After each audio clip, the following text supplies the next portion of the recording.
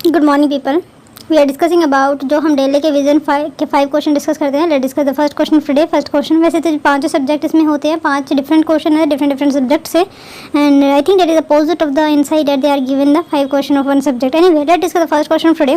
First question related to the polity section. Polity section से पूछा गया है जो इलेक्टोरल कॉलेज है। इलेक्टोरल कॉलेज का मतलब जानते हैं कि हम किस तरीके से इलेक्शन जो प्रेसिडेंट के वाइस प्रेसिडेंट के हैं कौन कौन उसमें पार्टिसिपेट कर सकता है, उन पार्टिसिपेंट को कहते हैं। फॉर एग्जांपल अगर प्रेसिडेंट के इनडायरेक्टली इलेक्शन होते हैं तो जो उनमें पार्टिसिपेट कर सकता है उस इलेक्शन में वोट करने के लिए कि ये प्रेसिडेंट चुनना चाहिए, उस पार्टिसिपेंट को मतलब voters at the level of president we can say that the electoral college of that particular institution and president itself is an institution. For example हम पार्लियामेंट की बात करते हैं, पार्लियामेंट में 3 सब ग्रुप होते हैं या फिर 3 मेंबर से बन के बना होता है ये। Number first is Rajya Sabha, number second is Lok Sabha and number third is president itself. It is an institution. और जितने भी पार्लियामेंट्री प्रिविलेजेस होते हैं that is under the Lok Sabha speaker और the Rajya Sabha chairman, that is under their rule book and that is applicable to these 2 institutions, Rajya Sabha and Lok Sabha respectively, not to the parliament. Do remember this fact also. Yes, they enjoy the privileges but that the constitution provision is different for different institution.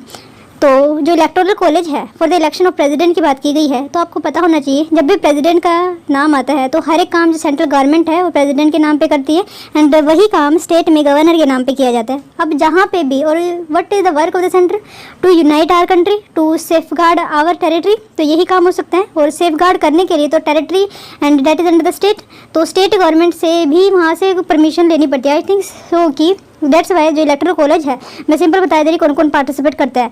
एक तो president मतलब कोई उसको चुनने में, appointment में, number second है impeachment में, तो दोनों का अलग इलेक्टोरल कॉलेज अलग है। प्रेसिडेंट की अगर हम बात करते हैं सिर्फ इलेक्टेड पीपल ही यहाँ पे पार्टिसिपेट करते हैं। इलेक्टेड पीपल कहाँ के, राज्यसभा के and legislative assembly also and Rajya Sabha also, नहीं sorry Lok Sabha legislative assembly and Rajya Sabha elected member, right. And जब हम इम्पीचमेंट की बात करते हैं तो यहाँ से लेजिस्लेटिव असेंबली हट जाती है, लेकिन लोकसभा राज्यसभा के प्रेसिडेंटेड नहीं इलेक्टेड और नॉमिनेटेड मेंबर दोनों ही पार्टिसिपेट करते हैं। और एक बात और याद रखना, 95th कॉन्स्टिट्यूशन के अमेंडमेंट के साथ साथ अभी दोबारा से इसमें इसी प्रोविज़न को जो 95th कॉन्स्टिट्यूशन अमेंडमेंट था उसमें थोड़ा चेंज किया गया है and that's come with the 104 और 5 आर्टिकल है शायद अमेंडमेंट किया गया है। तो मैं कल बता दूँ इसको, I really confirm it with the fact. जो फिलहाल जो न्यूज़ थी उसमें जो है जो हमारा एक person at the central level 2 person जो है एंग्लो इंडियन नॉमिनेट किए जाते थे, तो वो हटा दिया गया है एंड 10 ईयर तक और रिजर्वेशन को बढ़ा दिया गया है for the SC and ST candidate in the legislative assembly. Let us discuss the question. Independently elected member of parliament, क्या जो इलेक्टोरल कॉलेज है इलेक्शन के टाइम का पूछा गया है, तो क्या सिर्फ elected member independent elected member of parliament इसका पार्ट होते हैं या नहीं। नंबर से घुमा दिया गया क्वेश्चन, सिंपल है। MP का मतलब MP है, डेट नोट कंसिडर कि वो पार्टी से बिलोंग करता है नहीं। Anyway, elected member of legislative council of a state is it. Number third, governor of a state, तो कौन पार्टिसिपेट करता है। अगर आपको 1 या 2 ऑप्शन पता होगा तो आप आंसर दे पाएंगे। नेक्स्ट क्वेश्चन है that is related to the I think current affair से कह सकते हैं या फिर IR का पार्ट मान सकते हैं। रिसेंटली जो ग्लेशियर है उनका कहा गया है पाइजोल ग्लेशियर। पाइजोल ग्लेशियर का मतलब देखते हैं, ग्लेशियर कोल्ड, उसकी जो ग्लेशियर का नाम लिखा गया है पाइजोल ग्लेशियर। फिलहाल न्यूज़ में था as activist held a funeral for it, और जो एक्टिविस्ट थे जैसे कि किसी को जला दिया जाता है, जब किसी की डेथ हो जाती है तो उसको जला दिया जाता है, दफना दिया जाता है एंड या फिर उसको ऐसे ही खुले में छोड़ दिया जाता है ताकि उसको स्पेस मिल सके and whatever be there in the आत्मा सोल जो भी है वो प्रॉपरली जहाँ वो जाना चाहती है दे आर फ्री। नहीं वे एक्सप्रेसिंग देयर सैडनेस को एक्सप्रेस करने के लिए क्या किया उन्होंने, फुंडल को जलाया for its shrinking due to global warming की वजह से वो श्रिंक हो रहा था। ग्लेशियर कहाँ पे लोकेटेड है एंड तो इटली की पहले आपको कैपिटल बतानी होनी चाहिए, चलो मैं ये बता दे रही हूँ। इटली की कैपिटल एंडोली, सॉरी आई फॉरगॉट, बट ये देखो ये हमारा इंडिया है, that is India and here that जो आपको ग्रे कलर में दिख रहा है that is the Italy and its capital is Rome and ये बहुत ज़्यादा नियर है मेडिटेरियन सी के। और मैं अगर सीज की बात करूँ तो आपको जो बताना है कमेंट सेक्शन में लिख के that the area of this thing, ये वाला जो एरिया इसको क्या कहा जाता है that you have to tell to me, otherwise तो कल मैं आपको बता ही दूँगी या फिर लास्ट में बता देंगे। ओके, नेक्स्ट जर्मनी, नंबर 3 है स्विट्जरलैंड, नंबर 4 है आयरलैंड। तो कैपिटल एक बार देख लेते हैं कि कैपिटल इंपॉर्टेंट हो जाती है। जो अभी टाइप से क्वेश्चन पूछे जा रहे हैं that is just based on the capital. अगर आपको कैपिटल पता है तो एक दो ऑप्शन इस तरीके से एलिमिनेट करके आप आंसर दे पाएंगे। एनीवे, अब बात कर ले रहे हैं इटली की। इटली की हम देख चुके हैं। जर्मनी की बात करें तो जर्मनी वेयर इज जर्मनी? तो जर्मनी की बर्लिन है। तो here is India, just a minute if I can, okay ये इंडिया है लेकिन ये जर्मनी है। And third option will be, जो था वो स्विट्जरलैंड था और पाइजल क्वेश्चन में दिया गया था, Pizol glacier. And number 4th option would be, चल लेट्स सी, ओके ये है आइसलैंड। आइसलैंड की कैपिटल है डबलिन। जर्मनी की कैपिटल है बर्न है, sorry Bern, right. And Switzerland की कैपिटल चलो देख ले रहे हैं जेनेवा स्विट्जरलैंड की कैपिटल है। I am really sorry for that, but कभी कभी भूल जाते हैं ऐसा कुछ। ओके, जो कैपिटल है जर्मनी की वो बर्लिन है। स्विट्जरलैंड की let's see, that is burn. Switzerland की बर्न है एंड जर्मनी की बर्लिन है एंड आइसलैंड की डबलिन है, पता होना चाहिए। और देखो भारत जैसा ही उनका। सो लेट्स सी, दोबारा क्वेश्चन देख ले रहे हैं। जो पाइजोल ग्लेशियर था वो कौन सी कंट्री में फिलहाल जो न्यूज़ में है वो उसका बताया गया है। उसकी कुछ स्पेशलिटी अगर पता हो तो लिख सकते हैं, अगर आप याद रख सकते हैं तो not so important. Which of the following is a very significant aspect of the Champaran Satyagraha? Okay, Champaran Satyagraha हुआ था, कब हुआ था? 1917 में हुआ था। किसके द्वारा चलाया गया था? तो महात्मा गांधी जी के द्वारा चलाया गया था। उनका ये पहला स्ट्रगल था इन इंडिया, मास स्ट्रगल कह सकते हैं, क्योंकि इन्होंने बहुत ज़्यादा पर्सन ने यहाँ पे पार्टिसिपेट किया था, तो ये पता होना चाहिए। और 1917 में I think condition you can say कि होम रूल लीग मूवमेंट चल रहा था एंड कहीं ना कहीं ऑन द बैकवर्ड, और जो कह सकते हैं थोड़ा सा लेटेस्ट, जो गांधी जी थे वो हैप्पी नहीं थे इस मूवमेंट से। तिलक एंड एनी बेसेंट के द्वारा चलाया गया था। सबसे पहले स्टार्ट जो कर दिया था, सबसे पहले जो स्टार्ट करने वाले थे तिलक थे एंड उनके 2-3 महीने बाद ही जो है एनी बेसेंट ने स्टार्ट कर दिया। आइडिया एनी बेसेंट का था एंड उन्होंने बहुत ज़्यादा काम किया है। इनके साथ 3 पर्सन थे एंड और जो तिलक सर है, तिलक सर के अंदर बहुत सारा अंडर काम आता था।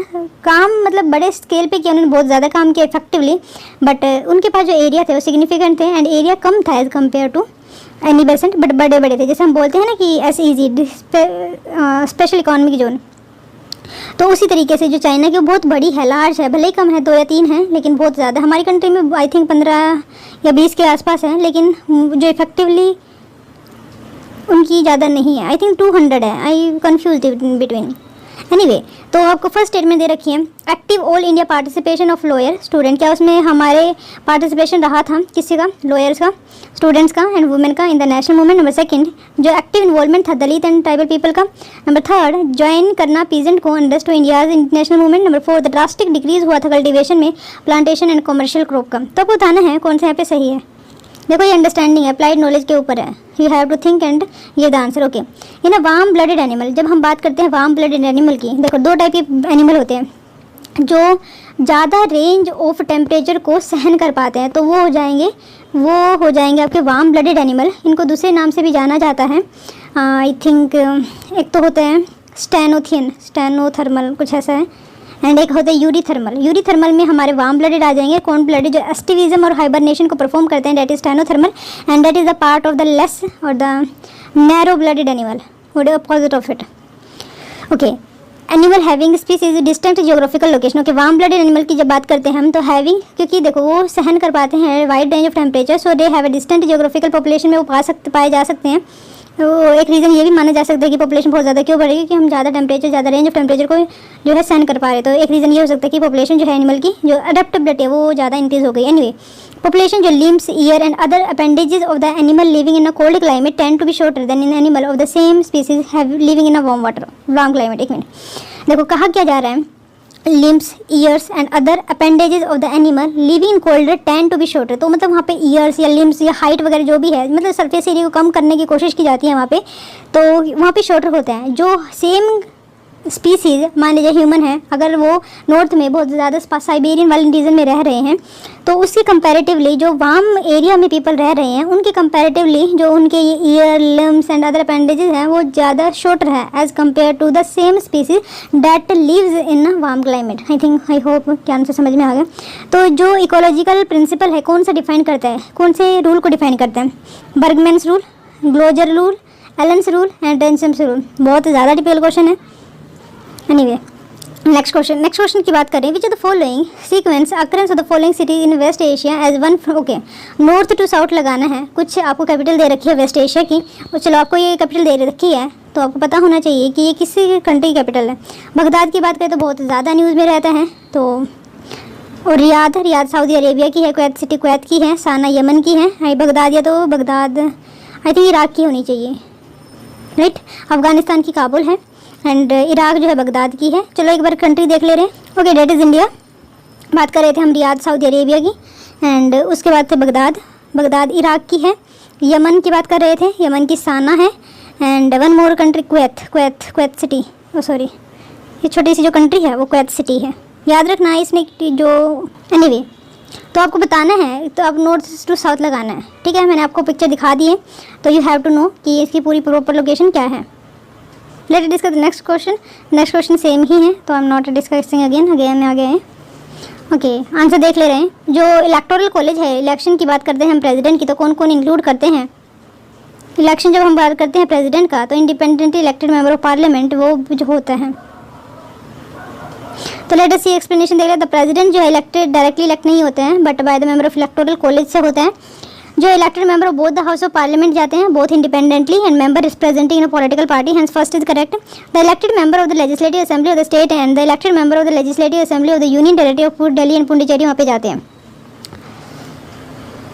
तो ये स्टेटमेंट इस वजह से गलत की गई है कि यहाँ पे अगर लेजिस्लेटिव काउंसिल ऑफ स्टेट के साथ साथ यूनियन टेरिटरी भी है। अगर यहाँ पे यूनियन टेरिटरी नहीं होगा तो यूनियन टेरिटरी कौन सी, जिसमें हमारी लेजिस्लेटिव असेंबली है, तो अदरवाइज ऐसे स्टेटमेंट सही है। लेकिन अगर यूनियन टेरिटरी नहीं इंक्लूड किया है तो ये स्टेटमेंट गलत है। बट ये है कि वो थर्ड में दे सकते थे। एनीवे जो भी उन्होंने कहा है, मेरे हिसाब से तो फर्स्ट एंड सेकंड आना चाहिए था, क्योंकि वो भी गलत नहीं है। जो नॉमिनेट मेंबर है both house of parliament, nominated member of the legislative assembly, the member both elected and nominated of the state assembly legislative council in the case of bicameral legislature है था, या फिर nominated member of the legislative assembly of Delhi and Puducherry participate नहीं करते हैं। बल्कि ये people जो स्टेट का काम खत्म हो जाता है जब इम्पीचमेंट करने की बात आती है, तो या तो नॉमिनेटेड या फिर इलेक्टेड मेंबर दोनों के दोनों राज्यसभा एंड लोकसभा के पार्टिसिपेट करते हैं इन द प्रेसिडेंट के इम्पीचमेंट में। ओके सेकंड क्वेश्चन था, रिसेंटली ग्लेशियर न्यूज़ में था, तो पाइजर ग्लेशियर तो वो किस कंट्री में था, तो वो स्विट्ज़रलैंड में था। इटली की कैपिटल रोम है, जर्मनी की बर्लिन है, स्विट्ज़रलैंड की बर्न है, आइसलैंड की डबलिन है। पता होना चाहिए, पूछा जा सकता है। एनीवे पाइजर माउंटेन जो है इनको हम in the Glarus Alps of northern eastern Switzerland में पाया जाता है। मतलब देखो ये लैंडलॉक कंट्री है, तो इस साइड में north eastern region, overlooking ways in the Canton. Okay ये आप हाइट देख सकते हैं, नॉट सो इम्पॉर्टेंट। देखो न्यूज़ में इतना ज़्यादा डिटेल में जाने की मेरे हिसाब से ज़रूरत नहीं है, उतना ही जाना चाहिए जितना काम आता हो।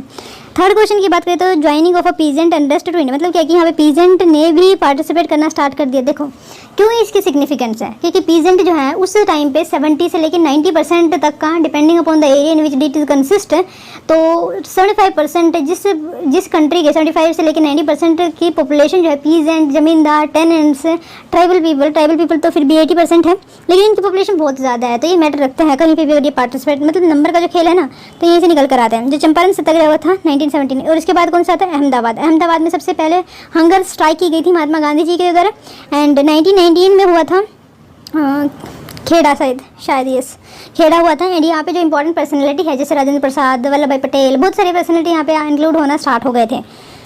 New phase in the national movement by joining it to a great struggle of the Indian peasantry for bread and land. It was the first peasant movement कह सकते हैं to have garnered national attention, मतलब कि इन्होंने national cause के लिए अपना important योगदान दिया। जो चंपारण सत्याग्रह है, peasant and rest freedom fighter, okay that is not going two important. Let's see next question, आप पढ़ सकते हैं, मैं इसकी जो पीडीएफ प्रोवाइड करा दी जाएगी। वार्म ब्लडेड एनिमल की जब हमने बात की थी, वो wide range of the population को जो है वो कैरी कर पाते हैं, सहन कर पाते हैं वाइड रेंज ऑफ टेम्परेचर को, बट शॉर्टर, और उसके लिए इनमें कुछ अडेप्टेबिलिटी है बिकॉज कि ये थोड़े बड़े साइज़ के, जिससे जो हीट है वो डिसमिनेट हो सके। तो यहाँ पे एलन रूल है, एलन रूल के हिसाब से जो है ये पूरा प्रिंसिपल समझाया जाता है। एलन रूल की बात कर ले रहे हैं, दो रूल यहाँ पे इंपॉर्टेंट है, Bergmann rule and Allen rule. एक टाइप से ये सप्लीमेंट्री एक दूसरे के, क्योंकि अगर आप एक इन्फॉर्मेशन को पढ़ोगे तो उसको अगर हम दूसरे कंटेक्स्ट में यूज़ करें तो सेकंड का कन्फ्यूजन निकल कर आता है। एनीवे जो प्रिंसिपल एलन्स रूल है वो ये बोलता है कि जो वार्म ब्लडेड एनिमल है, different geographical limbs, air, appendages of the animal living in cold climate, वो शॉर्टर होते हैं जो सेम स्पीसीज़ के किसी वार्म क्लाइमेट में रहते हैं। तो मतलब क्या है कि जो हाइट, जो ईयर, कान वगैरह हो गए, अपेंडेजेस हो गए, जो that lives in the northern the extreme of the earth, they are used to be the smaller height, smaller these characteristic that they are given. That बात करते हैं बर्गमैन रूल की, एक और इको जियोग्राफिकल रूल है जिसमें ये बोलता है कि broadly distributed taxonomical clade population species of large species are found in a colder environment and species of smaller size are found in a warmer region. Okay, ecographical rule के हिसाब से, मतलब इसने एक इकोग्राफिकल रूल बनाया है। इसने बोला है कि जो पॉपुलेशन है, स्पीसीज़ है, लार्ज साइज के पाए जाते हैं कोल्डर इन्वायरमेंट में। मतलब साइज, ये हॉरिजेंटल एंड वर्टिकली की बात की जा रही है। तो vertically in warmer region is found to much and in the different condition is the opposite condition.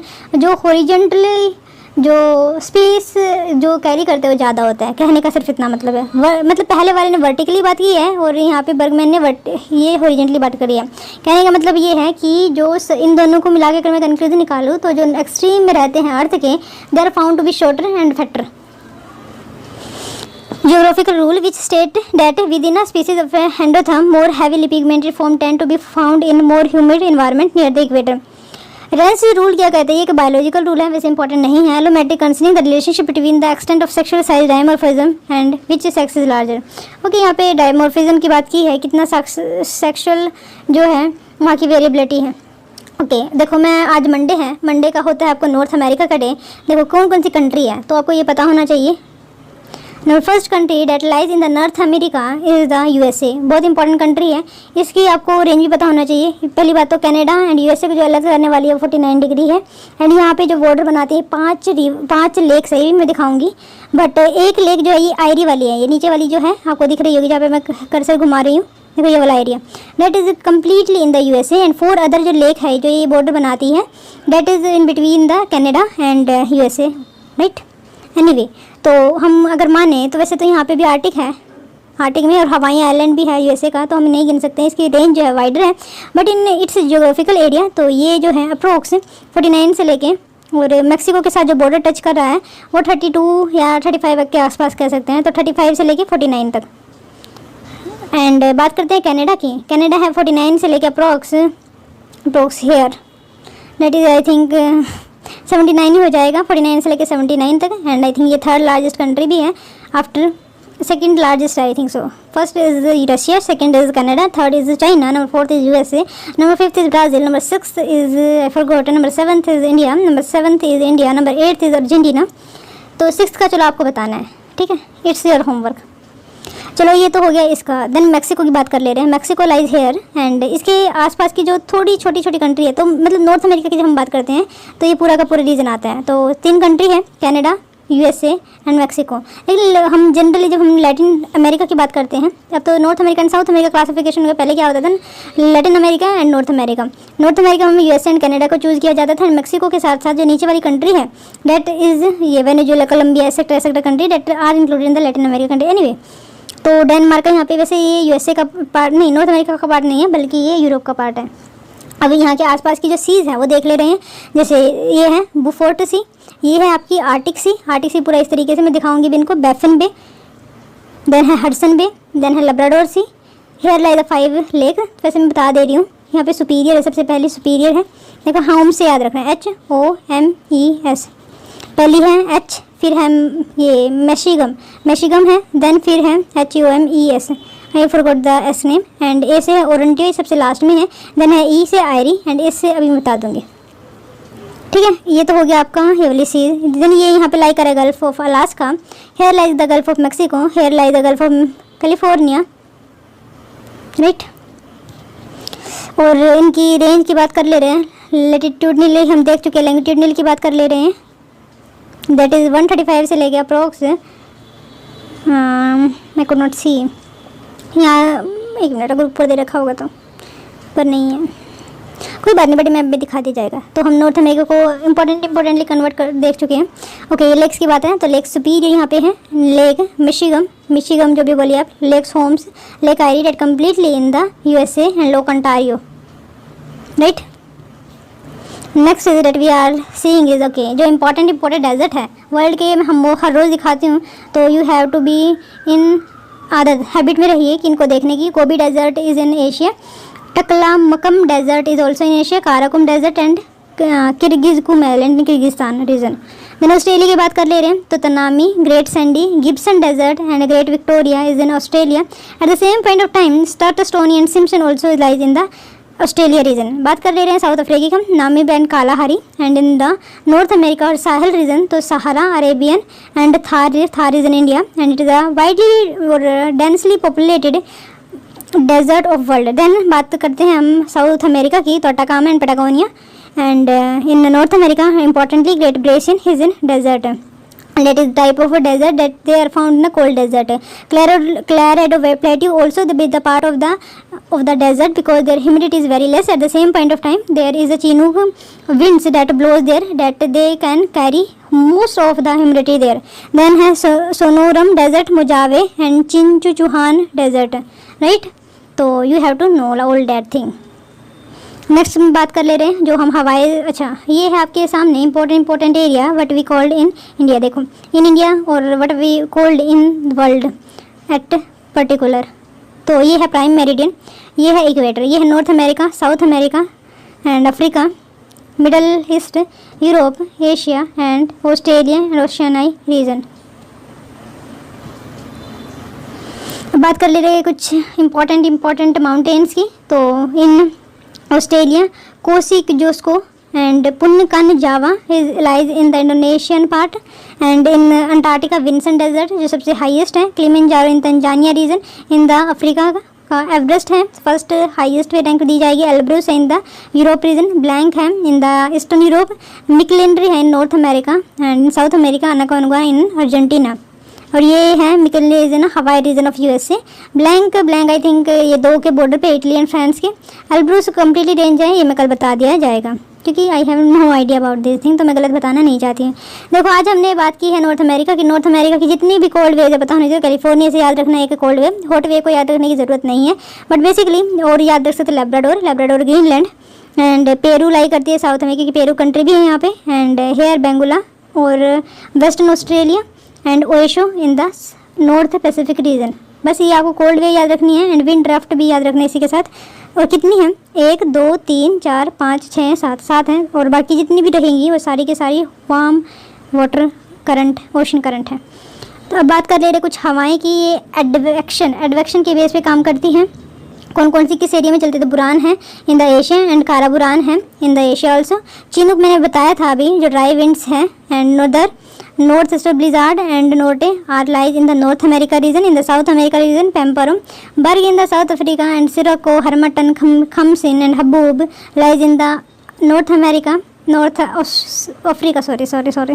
And बात करते हैं हम ईस्टर्न यूरोप की, तो हलम मिस्ट्रल लवंट फोन बोरा टशन, बोरा से बुरान से कंप्लेन मत करना, हो सकता है थोड़ी सी आप कन्फ्यूजन, लेकिन अगर आप रोज़ सुनते हैं तो आई थिंक कन्फ्यूजन नहीं होनी चाहिए, बट होती है तो एक बार रिवाइज कर लेना पेपर से, कभी भी पेपर हो किसी भी चीज़ का, तो एक बार अगर पढ़ लोगे तो ये ज़्यादा अच्छा रहेगा आपके लिए। तो नॉर्थ अमेरिका की ऑस्ट्रेलिया के बाद हम बात करते हैं बिकरफील्ड and southerly lies in the Australia and New Zealand reason.